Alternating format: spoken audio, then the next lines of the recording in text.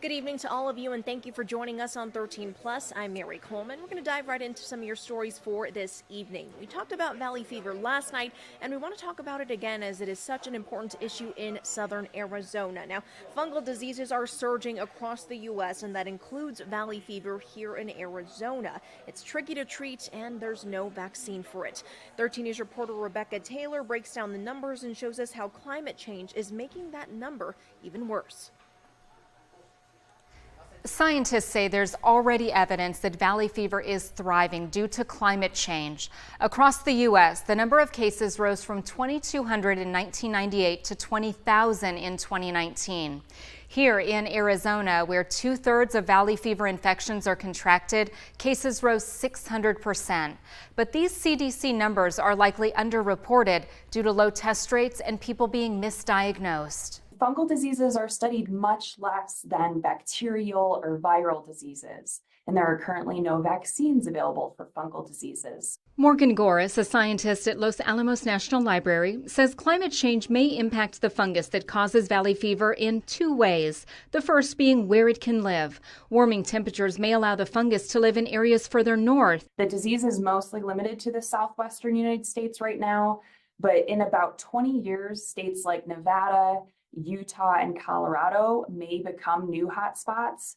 And then in 40 years, it may even be found in parts of Idaho, Wyoming, and Montana. In addition, climate change may change how much fungus is growing and when. She says the fungus thrives between flooding and drought. The wet part allowing the fungus to grow, and then the dry part allowing the fungus to break apart into these tiny pieces we call spores. That's when humans can breathe them in and become sick if these spores get lofted into the air. While it's not possible to get rid of fungus in the environment, Dr. John Galgiani says knowledge about valley fever is probably your best defense. That goes for Arizona residents and tourists. People who know about valley fever before they get sick actually ask their doctors, don't you think you should test me for it? And that leads to earlier diagnoses. In one of our studies, we estimated that a case of valley fever costs roughly $400,000.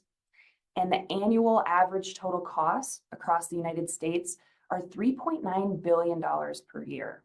Goris says if valley fever is diagnosed early, treatment is more likely to succeed and cost less. Data shows 700 people in Arizona were hospitalized with valley fever in 2022, and 75 people died. For more information about the disease, including symptoms, diagnosis, and treatment, head to KOLD.com. For 13 Plus, I'm Rebecca Taylor.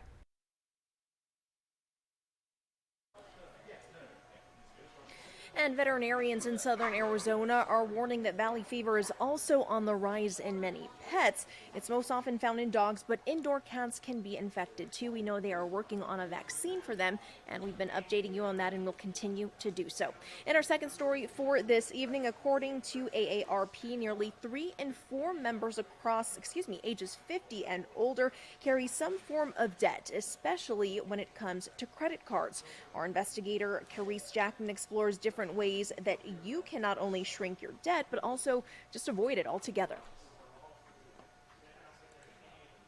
It's a situation nobody likes to be in.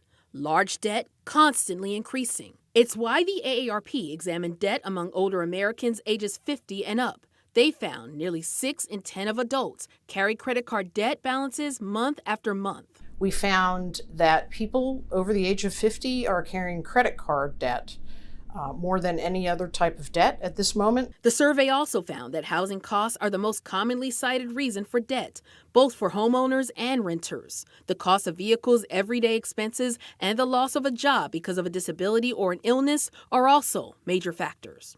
As a society, we look at credit card debt, we think people are making bad decisions and they're making impulse purchases. What our research found was a lot different. We're talking about food, medicine, things you need to live each day. And those are major contributors to the credit card debt. So it's not about fancy vacations. It's about trying to live.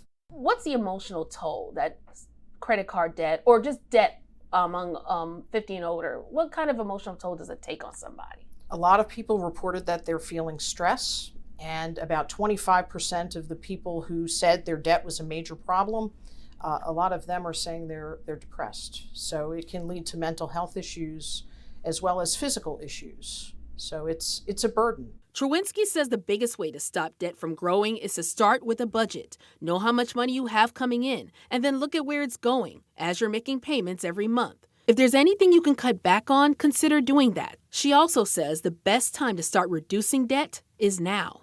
Every dollar you spend paying down debt is money that you can't use to save for other purposes.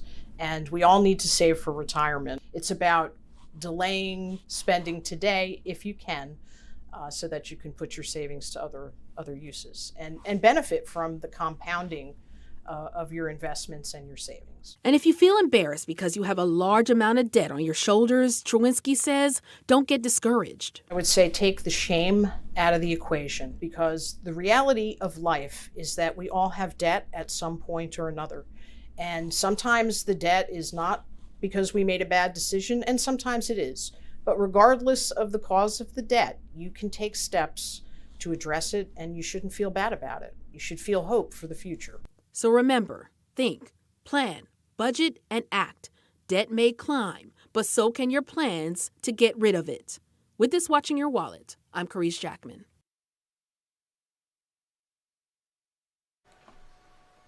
We hope you're having a great evening, and we'll leave you with a live look of the Tucson area. Got dark pretty quick, didn't it? Just a second ago we were looking at it and you could still see some light out there. We hope you're having a great evening, and will join us for 13 News live at 10 for more news and weather. Have a good